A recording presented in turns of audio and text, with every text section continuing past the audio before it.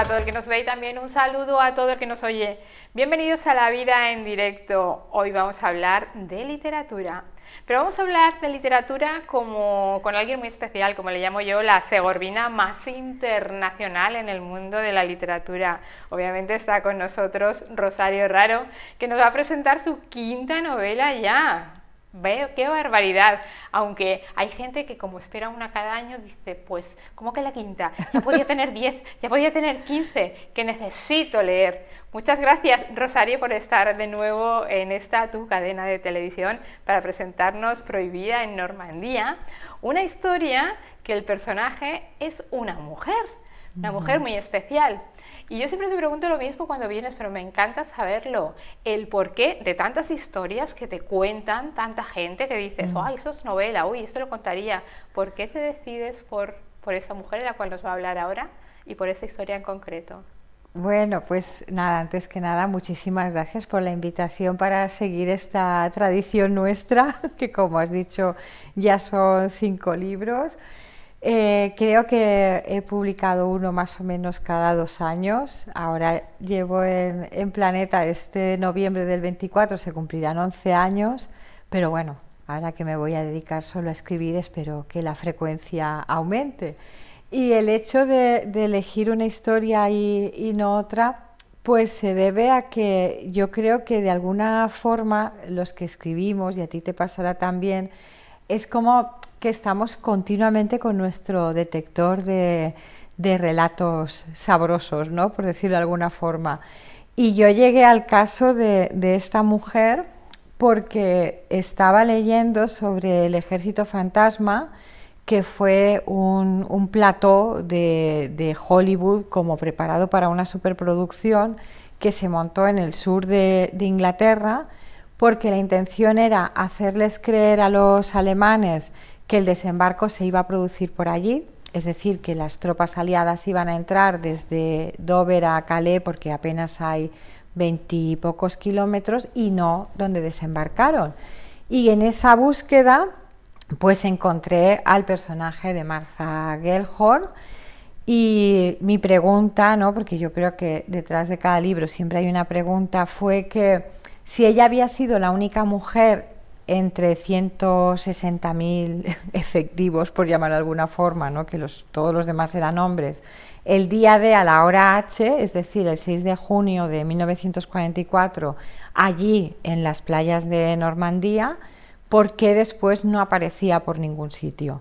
Y entonces me tomé muy en serio esa labor de rescate y mi intención ha sido devolverla al primer plano, del que nunca debió ser, pues primero tachada y luego borrada, ¿no? Como si su hazaña no hubiera tenido importancia.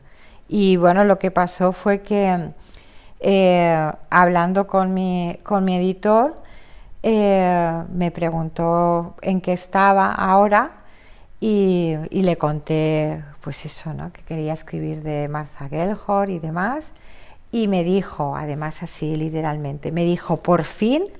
Y yo no sabía si se refería a por fin vas a contar otra historia o no sé. Y me dijo, por fin quería que alguien escribiera sobre ella para poder leer esa novela. O sea, porque él también ha sido periodista y como que ese ejemplo, ¿no?, de la corresponsal de guerra, de la persona que no se rinde ante nada, como que lo llevaba consigo también. No sé si he respondido. Cuando describes a Marta, yo lo estaba leyendo y en Sí. cierto modo te describías a ti misma, o como yo te veo. Es una mujer que la verdad, ante todo, le duela a quien le duela y por encima de quien tenga que pasar. Así era ella, por eso tenía tantos detractores y más en la época. Tú misma con los libros estás haciendo en parte lo que hace Marta, es decir, hablar de temas que son muy complicados. Más de una vez te he oído decir, hay algunos que he pensado, Dios mío, ¿dónde me voy a meter? ¿Voy a salir bien de esto? Sí, porque claro, para mí el componente social es muy importante, ¿no? O sea, yo leo todo tipo de literatura y no tengo prejuicios en ese sentido, pero lo que yo escribo sí que quiero que sirva para algo, ¿no? Y en ese sentido Es verdad que a veces he pasado miedo, ¿no? Porque basta con que haya una historia incómoda y no sé, es como meter el dedo en la llaga, decir, esto no queremos que se sepa, pues entonces yo lo cuento, ¿no? Yo creo que tenemos cierta obligación moral. A ver, ya quisiera yo tener el arrojo, la valentía y ser tan intrépida como Martha Gellhorn, pero sí que es verdad que me he identificado mucho cuando ella habla en su autobiografía que se titula El rostro de la guerra, de la escritura. Ella dice que escribir es cuando tienes que escribir tantas horas y de alguna forma quieres ser muy fiel, ¿no?, a la idea que tienes, es como masticar cemento. Y yo con esta novela lo he sentido, porque a mí Prohibida en Normandía me ha costado lo mismo que las 4 anteriores juntas. Ha habido momentos que me sentía como en el mito de Sísifo, que subía la ladera con la roca, cuando llegaba arriba volvía a empezar y bueno, por suerte no me roía el hígado ningún águila como en el mito, ¿no? Pero ha sido, para mí ha sido un salto cualitativo de la novela anterior a esta, porque la labor de documentación pues se ha multiplicado por muchísimo y bueno, mi intención siempre es que eso sirva para que se lea más rápida. Ya tengo alguna persona que no voy a decir quién es porque nos estará escuchando seguramente, pero que me ha mandado un audio llorando de emoción y nada, me ha dado las gracias sobre todo por el mensaje que hay en la novela y el mensaje y en lo que consiste es que es una historia pacifista como la protagonista y como yo, ¿no? Y ahí sí que hay una identidad y una identificación total. No sé si ustedes recordarán antes que los escritores se encerraban en su habitación y ahí estaban horas y horas, días y días hasta que terminaban la novela. Eso ha cambiado, no vean ustedes. Hoy en día la mayoría de escritores se van al lugar de procedencia de la novela y escriben allí. Pero si en vez de un lugar es varios, oye, pues te pasas la vida viajando y escribiendo, como le ha sucedido esta vez a Rosario. Cuéntanos. Bueno, es la excusa perfecta. Claro, tienes una coartada intelectual, ¿no? Y a mí también me gusta que cuando hago un viaje, pues además de visitar el lugar y apreciarlo pues a través de los sentidos, que haya como un propósito, ¿no? Y ese propósito pues en muchos casos ha sido la documentación para esta novela.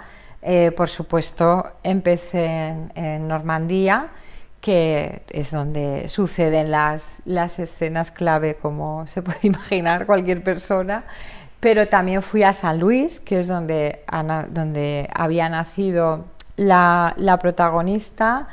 Estuve en Hollywood, yo una vez, no 5, como tú, que tienes muchísima más información, y luego sí que hice ese recorrido, estuve en Londres también, en Dover, que era donde se montó ese plató que te decía antes como maniobra de distracción. Y bueno, en todos los sitios. También sale Canfranc porque hay un momento que uno de los personajes tiene que huir porque en ese momento muchos aviadores caían sobre Francia cuando eran derribados y tenían que atravesar la frontera del Pirineo. Entonces yo en ese caso encontré que quien lo hace en la novela lo hizo a pie, ¿no? Y yo pensé, pues como no dice exactamente el lugar, pues me la llevo a mi otro territorio literario y así pues ya tengo parte del trabajo adelantado. Y sí ha sido pues muy enriquecedor, ¿no? Seguir esos pasos, ver los lugares y sobre todo vivirlos también, ¿no? Al menos en mi caso en paz. Aunque también pienso yo que no tiene nada que ver, por ejemplo, nos quedamos en Hollywood años 60, Hollywood actual. Entonces, sí. Has visitado esos lugares, pero has visitado esos lugares con un tiempo pasado que los ha cambiado totalmente. Exactamente, esa es la clave porque hay una frase de Max Au que a mí me gusta mucho que dice o la escribió en La gallina ciega, soy un turista al revés porque vengo a ver lo que ya no existe. Claro, a mí me ha pasado eso. Yo iba buscando el Hollywood dorado, me encontré un lugar con bastante poco glamour, ¿no? Por decirlo de alguna forma. Tú sabes cómo está el Hollywood Boulevard, que ni siquiera se leen los nombres de las estrellas, ¿no? Que están en el pavimento con los homenajeados. Las de esto de las huellas de alrededor del teatro chino, algo más, ¿no? Pero claro, es como un choque entre los lugares imaginados, los lugares reales, y luego, por ejemplo, sí que me resultó interesante cruzar el Canal de la Mancha, o sea, ir de Calais a Dover, ¿no? Pues para hacerme una idea de lo que supuso esa travesía. Pues el viernes por la mañana yo sabía que a todos los que íbamos en el grupo, cuando presenté la novela allí en Normandía, les iba a sobrecoger la visita al cementerio americano. Yo cuando fui por mi cuenta también fui al alemán, ¿no? Entonces, claro, ver las cruces, ¿no? Que nunca se acaban, ver las edades de los que murieron, muchos de 18, 19, 20 años, para mí unos niños. Yo tengo 2 hijos, uno de 17 y otro de 27. Pensar que están en edad militar me da escalofríos, ¿no? Si se desencadena el conflicto me iría a Lima, o sea, ya lo tengo, lo tengo pensado y lo tengo previsto. Y bueno, pero tremendo, ¿no? O sea, tremendo ver cómo las guerras se suceden. Ayer me escribía una amiga en Facebook, me decía, ahora mismo hay 60 conflictos, ¿no? En marcha en todo el mundo, y no sé, es como que no acabamos de evolucionar. Y yo pues llevo más de 12 años escribiendo contra la guerra, y bueno, pues por lo menos espero aportar algo de materia de reflexión, aunque no creo que me lean los que tendrían que vacunarse, ¿no? Contra eso. Nunca se sabe, aunque el ser humano obviamente, por lo que Sí. vemos, demuestra cada día que tiene muy poco de humano, desgraciadamente. Pues sí, tú que eres tan amante de los animales, a mí a veces me duele que se les comparen, ¿no? Con las personas, siempre como segundo término, porque en muchas virtudes son superiores, ¿no? Por ejemplo, en la lealtad, sin ir más lejos. Sí. Todos somos vidas, y hay que respetar las vidas de todo, hasta de las Exacto. plantas. Marta es la tercera mujer de un importante escritor, Sí. que tú dices, es que no quiero que se le reconozca como la mujer de... Ella Exacto. tiene importancia Por sí propia sola, para sí. apartarse de él y de su nombre. E intentas hacerlo también en la novela. Sí, todo el tiempo. De hecho, la protagonista, no absoluta, porque claro, una novela para que pasen cosas tiene que haber más personajes.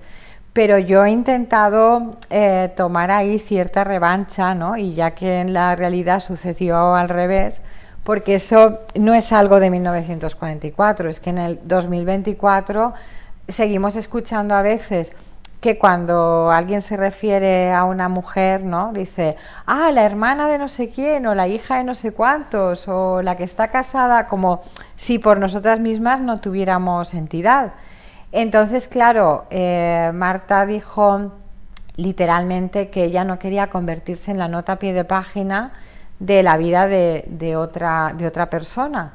Claro, esa otra persona era Hemingway, nada menos. Ella fue eclipsada por completo, y además con el añadido de que se dedicaban a lo mismo.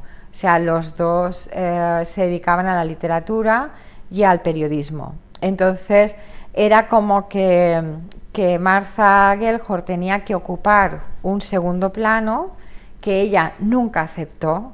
Él llegó un momento en que le dijo, ¿eres una periodista en la calle o eres una mujer en mi cama?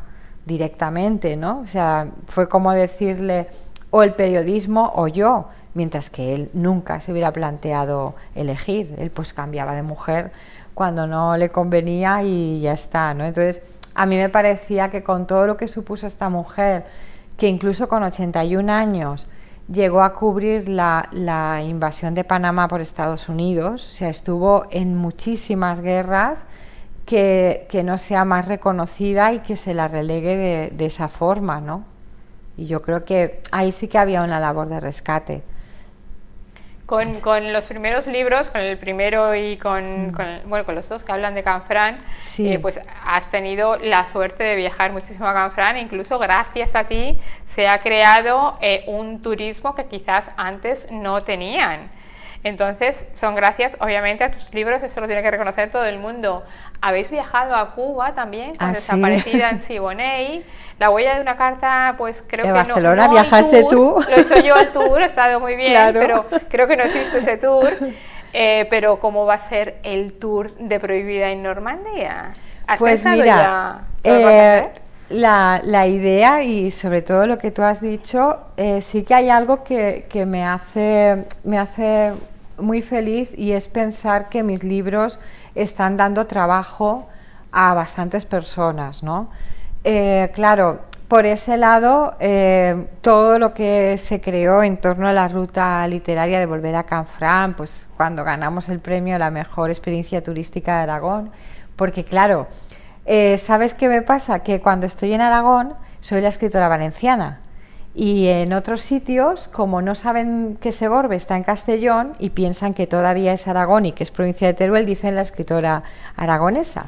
Y el otro día en Calatayud pues les estuve explicando que era churra, lo que es el pachuli, ¿no? Nuestro dominio que tenemos aquí, que a veces estamos en nuestra comarca un poco en tierra de nadie, pero bueno, que con mucho orgullo. Y hablando de los viajes, pues en marzo hicimos una ruta literaria basada en mi novela de Desaparecida en Siboney y en la de Emilio Sáez Oro, 1898, El rapto de Cuba, en Cuba.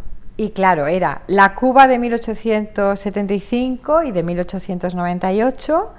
Y nada, fuimos con un grupo de lectores, con los organizadores de allí de Jaca, y vino también vinieron algunas personas de la comarca y estuvimos muy a gusto. Y claro, de momento en Normandía, como te contaba antes, yo he hecho la presentación allí para los medios y he hecho entrevistas, reportajes y demás. Pero bueno, como siempre digo, la primera que saldrá será esta, nuestra, porque las otras aún están en proceso de elaboración.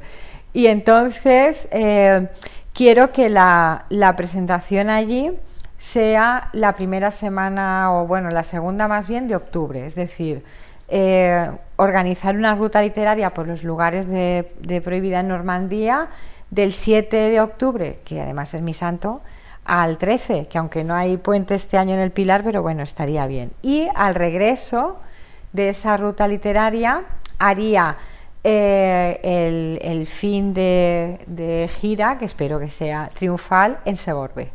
Entonces la idea sería estar en el Teatro Serrano de aquí, pues la segunda semana de octubre. Y bueno, como aún falta, aún me da tiempo, si quieres, a venir otra vez y todo. La ruta finaliza en Segorbe. ¿Dónde comienza? Pues voy a presentarla la próxima semana. Voy a ir a Zaragoza, también voy a ir a Bilbao, a Sevilla. Voy a estar, por ejemplo, el 25 estaré en Castellón, la voy a presentar allí. En la Feria del Libro estaré el 1 de mayo, porque me gusta siempre ir el día del trabajo, porque eso de trabajar incluso el día del trabajo. Y nada, y así sin parar voy a estar hasta la segunda quincena de julio. Luego nos iremos con un grupo literario que se llama Círculo de Tinta, que ya llevan 30 años de historia, a Corfú, porque vimos la serie de los Darrell, nos gustó mucho y sucedía allí, pero eso ya de relax. Y luego pues estaré aquí en Segorbe todo agosto, en mi hamaca entre la Sierra Espadán y la Calderona, y no sé, igual imaginando otra novela ya. He comenzado diciendo que hay gente pues que obviamente las novelas las leemos muy rápido. O sea, la gente que nos gusta leer, una semana, 15 días, vuelan. Por eso esperamos que el escritor escriba más rápido. He leído que decías, no he escrito con toda la rapidez que a lo mejor debiera, pero ahora sí, porque me dedico a ello al 100%. ¿Qué quiere decir eso? Es decir, que has dejado de dar clases en la universidad y te dedicas a ello al 100%. Muchísimas cosas, porque yo siempre me aplico los refranes populares, creo que ahí está la sabiduría. Y yo estoy muy convencida, pues que aunque yo solo me dedique a la literatura, dentro de eso solo me tengo que dedicar a la escritura. Bueno, a la lectura es inevitable. Entonces, después de estar 6 años dando clase de lengua española en la UGI, porque estuve en el grado de periodismo, de traducción, de historia, patrimonio, creo que no, y humanidades. Entonces, ha sido un regalo que me he hecho a mí misma, un regalo bastante caro, pero bueno, he decidido que no podía seguir. Se lo comuniqué con tiempo, bueno, se lo comuniqué con medio año de tiempo a la jefa de área y al director del departamento, porque claro, la cuestión está en que con el Raro Tour, ¿no?, que sabes que llamo yo de broma a mi gira, no es solo donde estoy un día haciendo una actividad, es que si estoy en la otra punta de España, pues por ejemplo me he ido a Berín, en Galicia, o estoy en Huelva, o donde sea, al día siguiente lo tengo que emplear para regresar de allí. Y claro, estar tan pronto en la universidad pues me suponía pues conducir de noche, madrugar mucho encaje de bolillos, ¿no?, ya que aquí tenemos la tradición. Y entonces resulta que lo que hice también al principio de dedicarme ya profesionalmente a la escritura, preparaba a profesores para las oposiciones de lengua y literatura de secundaria. Entonces, todo eso lo he dejado y bueno, pues ya me he lanzado, pero con red.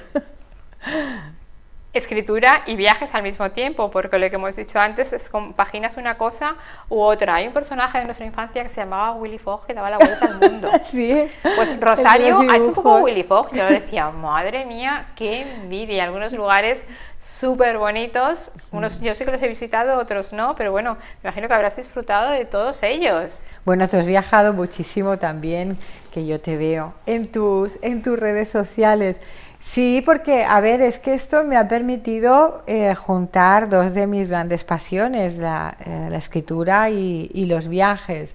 Y claro, y lo que pasa es que yo creo que esto de poder escribir en cualquier sitio, porque cuando, no sé, se plantea esta cuestión de dónde escribes y demás, yo digo que mi habitación propia, que decía Virginia Woolf, en mi caso es mi ordenador portátil.